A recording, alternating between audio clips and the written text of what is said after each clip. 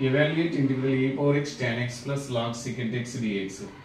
ఇచ్చిన question note చేద్దాం. అంతకంటే ముందు ఈ రెండు ఫార్ములాస్ గురించి మనకు తెలియాలి. dy dx of log x అంటే 1/x, dy dx of secant x అంటే secant x tan x.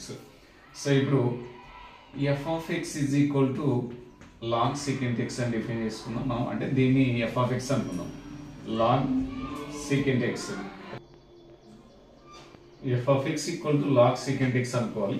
Differentiate with respect to x, that means f dash of x ఏమవుతుందంటే అంటే dy dx of log secant x. dy dx of log x అంటే 1/x కాబట్టి log x అంటే 1/x, log secant x అంటే 1/secant x. Answer వచ్చేసి 1/secant x. Again మళ్ళీ dy dx of secant x internal differentiation చేయాలి. dy dx of secant x వస్తుంది. dy dx of secant x అంటే formula secant x tan x అంటే 1/secant x, 1/secant x. దీని answer వచ్చేసి secant x tan x వస్తుంది formula. So this simplifies secant x cancel అవుతుంది. 1 into tan x ఏమవుతుంది మనకి tan x అవుతుంది. అంటే f dash of x is equal to tan x అవుతుంది. అంటే ఇది log secant x f of x అవుతుంది.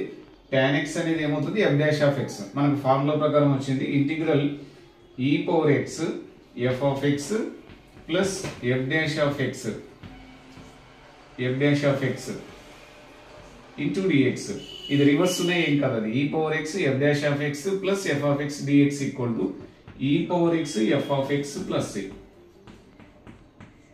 So according to this formula you can apply them.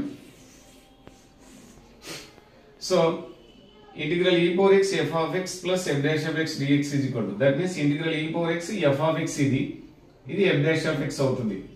So అప్పుడు మనకి f of x e power x f of x కాబట్టి e power x log secant x వస్తుంది answer. This implies e power x